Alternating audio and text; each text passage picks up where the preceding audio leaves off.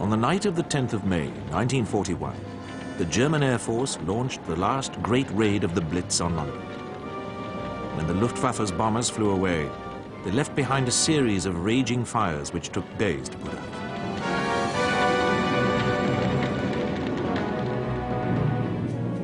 While bombs were raining down on London, a lone aircraft was flying across the North Sea, bound for Scotland. It crashed near Kilmarnock, 8 miles south of the city of Glasgow. Its pilot was quickly taken prisoner and, to the astonishment of his captors, was identified as the Deputy Fuhrer of the Third Reich, Rudolf Hess.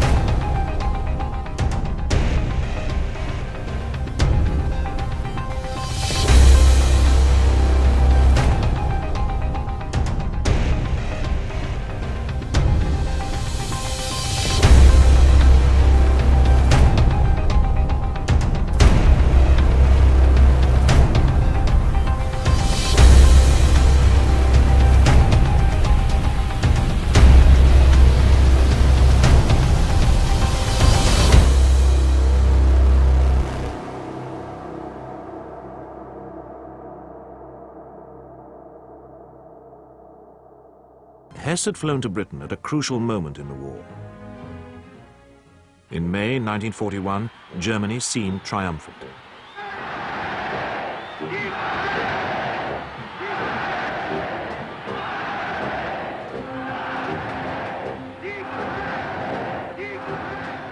In North Africa, the brilliant Panzer General Erwin Rommel, the Desert Fox, had bundled the British Eighth Army out of Cyrenaica and was now laying siege to the port of Tobruk.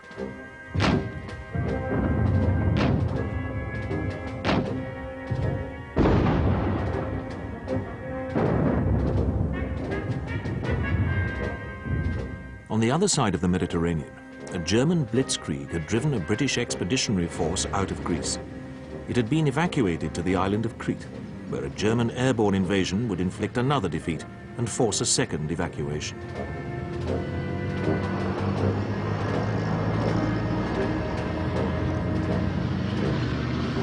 At his headquarters in Rastenburg, set deep in the gloomy pine forests of East Prussia, Adolf Hitler was putting the finishing touches to his boldest plan of all, the invasion of the Soviet Union.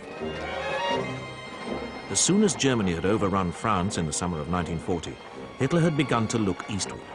The stubborn British, driven out of France and now facing the threat of invasion, had nevertheless refused to come to terms with Hitler.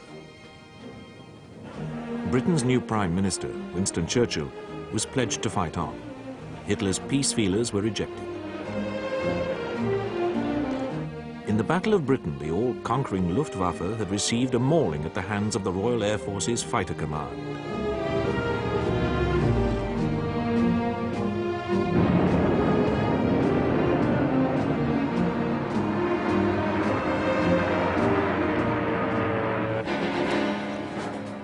Hitler had been forced to abandon his plans to invade southern England, but he still considered the British as good as beaten. He decided to finish off the Soviet Union before its armed forces became too strong. Hitler was confident of another quick victory. He told his generals, "We have only to kick in the door and the whole rotten structure will come tumbling down." But British intelligence, which had cracked the military code enciphered on Germany's Enigma machines, was well aware of Hitler's plans. Without revealing the source of this information, the British provided the Soviet dictator, Joseph Stalin, with a detailed picture of the German order of battle for Barbarossa, the code name which Hitler had given the invasion of the Soviet Union. Stalin, who had signed a non-aggression pact with Germany in August 1939, chose to disbelieve the British.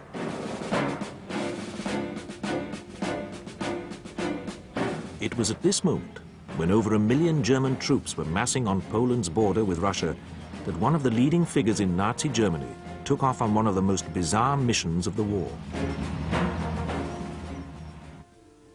On the night of the 10th of May, 1941, the Me-110 flown by Rudolf Hess came to earth in a field in Scotland.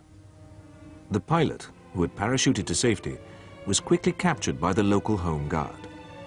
He told his captors that he was Captain Alfred Horn, and he had papers on him in that name. He also insisted that he had a message of the greatest importance for the Duke of Hamilton, a serving officer in the Royal Air Force, whose family home at Dungavel was only a few miles away. If Hess had been planning to land there, he had come very close, but the Duke was not at home. That night he was in the operations room at a nearby RAF station. The farmer who was first on the scene later recalled his unexpected visitor. He appeared to be a gentleman of good education. When I introduced him to my mother, he said he was married and pulled out a photograph of his little boy, of whom he was very proud. He said, "I have seen him this morning, but heaven knows when I shall see him again." It was a pleasure to do anything for us gentlemen, although he was a Jerry. He was a gentleman, for he didn't sit down when I took him in, till I told him. And after all, he was somebody's son. He was more than that. To several of his captors, the face of the German pilot seemed strangely familiar. They were right to be puzzled. The man in their hands was one of Adolf Hitler's oldest comrades. In the First World War, they had fought in the same regiment before Hess became a pilot. Hess had been at Hitler's side from the earliest days of the Nazi Party.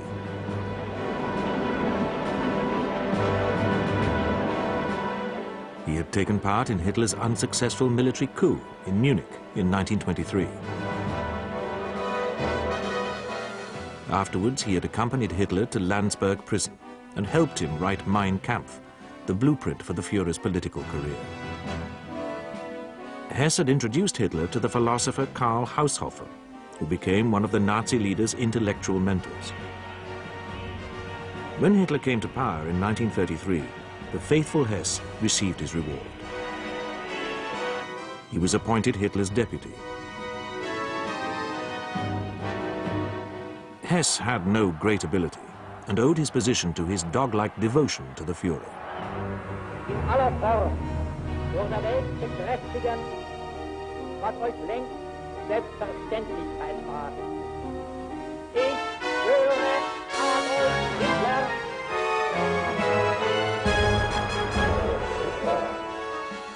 Not only was he seen with Hitler on all party occasions, he also echoed everything Hitler said, believed totally in Hitler's genius, and accepted without question the Nazi creed.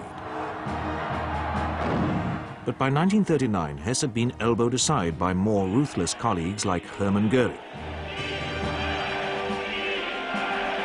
Heinrich Himmler, leader of the dreaded SS, and Martin Bormann, Hitler's ever-present secretary.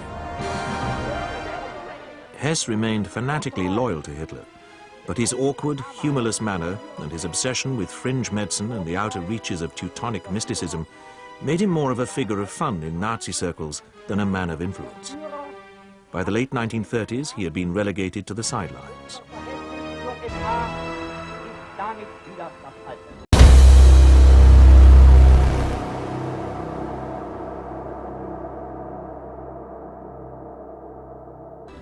Hess shared Hitler's unaffected admiration for the British Empire.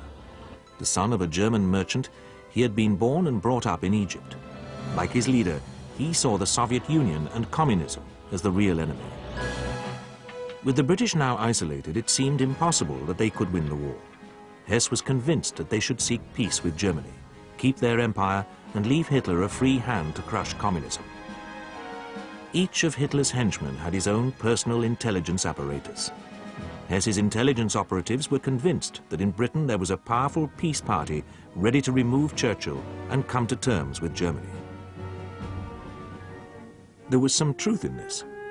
It's easy to forget that in the first 2 years of Churchill's premiership, his position was not wholly secure. The Battle of Britain had saved the nation from invasion, but offered few clues as to how Britain could defeat Germany by her own unaided efforts. There were influential figures who considered Churchill a warmonger, bent on placing the British Empire at risk in a futile fight against Germany.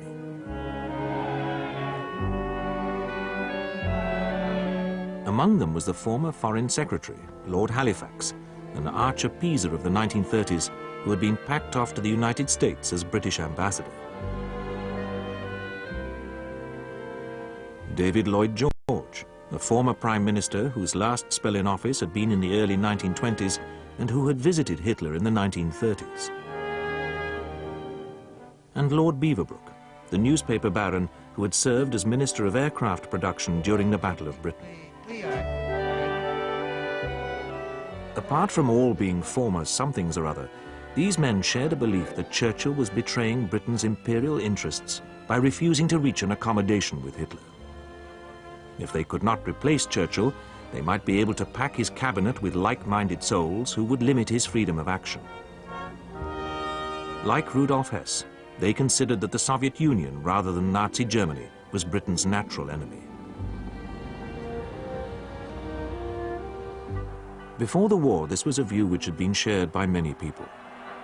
Those who sympathized with or joined Sir Oswald Mosley's Black Shirt movement, a British version of the Nazi Party, and rather more important figures like the former King Edward VIII, who, after his abdication, visited Germany as the Duke of Windsor. Hess's intelligence operatives believed that an important member of the peace party was the Duke of Hamilton, whom Hess had briefly met during the Berlin Olympics in 1936. Hamilton, a distinguished aviator, also met Goering at this time, and the corpulent Luftwaffe chief had told the British aristocrat that they had a common enemy in Bolshevism.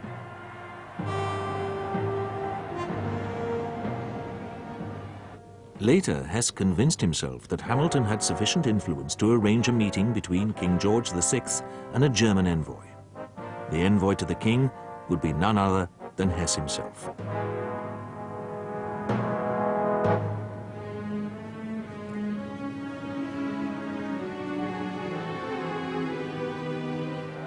In 1938, at the height of the crisis over Czechoslovakia, the British Prime Minister, Neville Chamberlain, had dramatically flown to Munich to prevent the outbreak of war with Germany. It was the first time that Chamberlain had flown in an aircraft. In contrast, Hess was an expert pilot. Since the summer of 1940, he had been contemplating an even more spectacular gesture. It would bring peace with Britain and restore his own waning prestige. Hitler had forbidden Hess to fly at the front, but from the autumn of 1940, he had begun a series of training flights on a specially modified Me-110. On the initial flights, he was accompanied by Hitler's personal pilot, Hans Baur. The aircraft was prepared for Hess by its designer, Dr. Willy Messerschmitt, against the express orders of Hermann Goering. In 1940, Hess approached Karl Haushofer's son, Albrecht, an official in the German Foreign Ministry. Albrecht had been a pre-war friend of the Duke of Hamilton. Could he write to Hamilton on Hess's behalf? The letter was sent via Lisbon and intercepted by British intelligence. They showed it to Hamilton and suggested that he fly to Lisbon to meet Haushofer. Hamilton agreed, but never went. At 5:45 on the evening of Saturday the 10th of May, Hess's Me-110 took off from an airfield near Augsburg. According to his own account, he crossed the Dutch coast without any problems from German air defenses.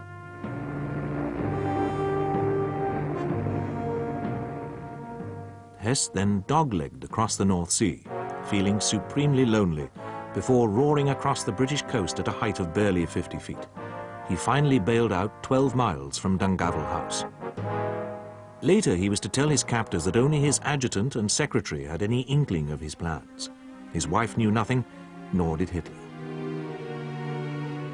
After a puzzling delay, Hamilton identified Hess. Churchill's reaction was surprisingly casual. He went on watching a Marx Brothers movie. Hitler supposedly greeted the news of Hess's flight with one of his more spectacular tantrums. He vowed to have Hess shot if ever he returned to Germany. Hitler's propaganda chief, Dr. Joseph Goebbels, issued a statement in which Hess was painted as a deluded madman who had embarked on a lone and futile mission.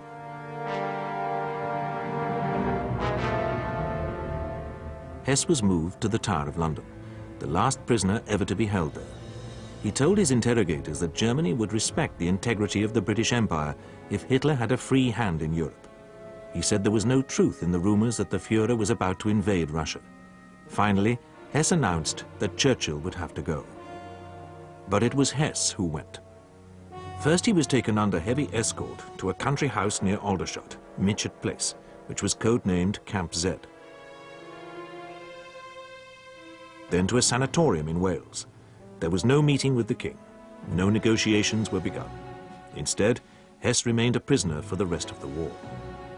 In confinement, Hess's behavior became increasingly bizarre. He accused his jailers of attempting to poison him and feed him mind-bending drugs. On several occasions, he tried to commit suicide. In Germany, Dr. Goebbels changed his tune. Hess was no longer portrayed as a lunatic, but as the victim of a British trap. Had Goebbels stumbled on the truth? A clue lies in London, in the so-called British double-cross system. This was a top-secret MI5 operation which controlled German spies who had been captured in Britain and turned. While apparently still at large, they fed their unsuspecting German masters a stream of misinformation devised by their British controllers. Simultaneously, juicy snippets were released through diplomatic channels in the neutral capitals of Madrid, Geneva, and Lisbon. Both sides were playing the diplomatic card. In these cities, espionage flourished, and the agents of the opposing powers could meet. The result was an intricate deception game in which each side probed the other's strengths and weaknesses. The British wanted to know the extent of the opposition to Hitler in Germany. The Germans wanted to discover whether Churchill could be ousted. The British probably got the better of the game, the essence of which is to confirm in the enemy's mind the picture he is already forming. Hess's intelligence men bought what they wanted to hear. An invasion of England was too risky, but Churchill could be removed. It is possible that Hamilton and Haushofer were players in this game. At the end of the war, Albrecht Haushofer was executed on the orders of SS chief Heinrich Himmler.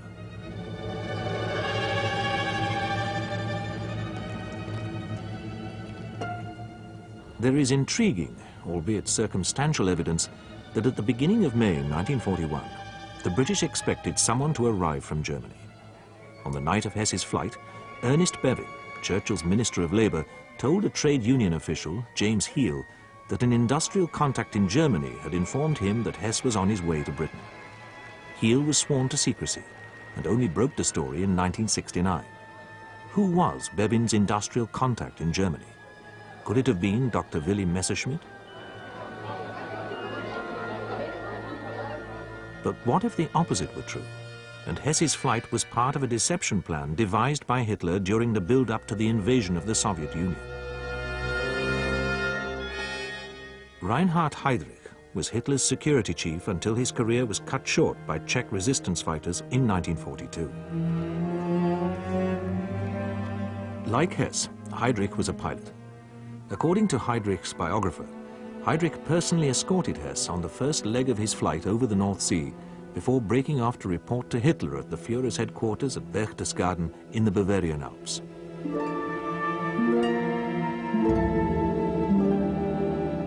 Hess was known as a sworn enemy of communism and the most passionate advocate of an alliance with Britain. By sending him to Britain, Hitler might also have been sending a message to Stalin. Hitler knew that Hess's mission stood no chance of success.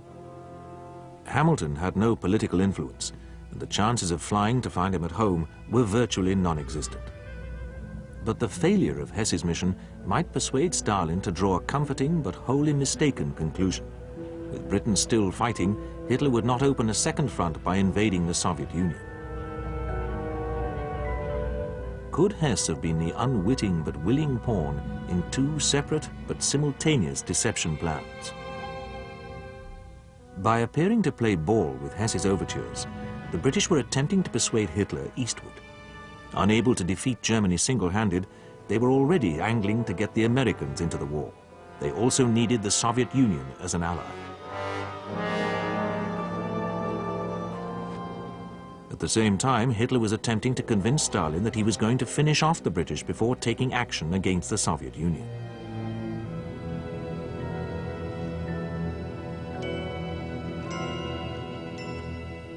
The third possibility is that Goebbels was right in the first place, and that Hess's flight was a lone act of a disappointed and deranged man determined to thrust himself back to the center of the world stage.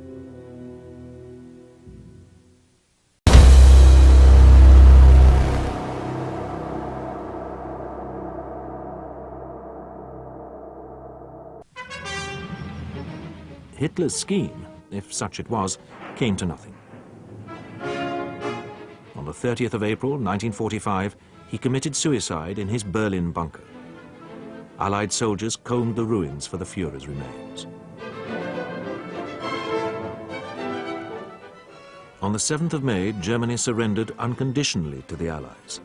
The Third Reich had lasted not 1,000 years, but just 12.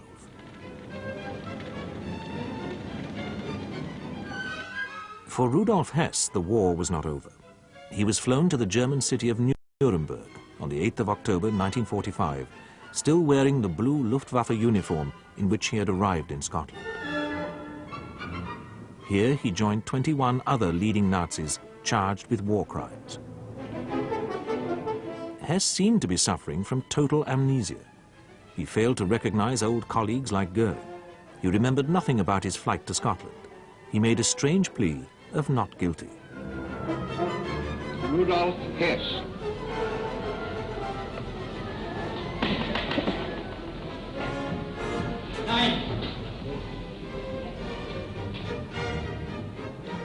Then, in open court, he made an astonishing announcement. He declared that he had faked his amnesia as a tactical move and would now respond to the outside world. He would now take full responsibility for everything he had done or signed.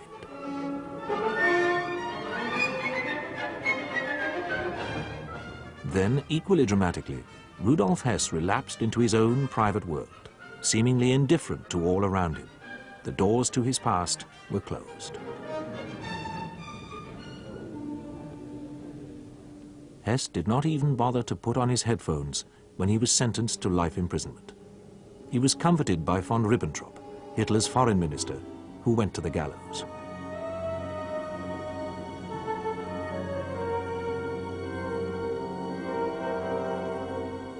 Rudolf Hess spent the rest of his life in Spandau prison in Berlin, moving in and out of the twilight world which he had inhabited since his imprisonment in Britain.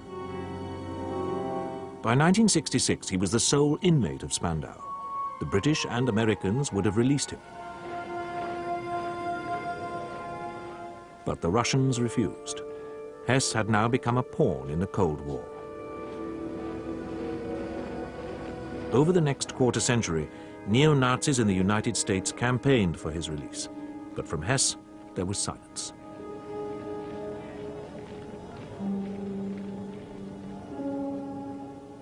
There were more suicide attempts, and in 1977, a stroke which left him nearly blind. By 1984, Hess had entered his 90th year, a sickly, sad old man taking solitary walks in the garden of the prison.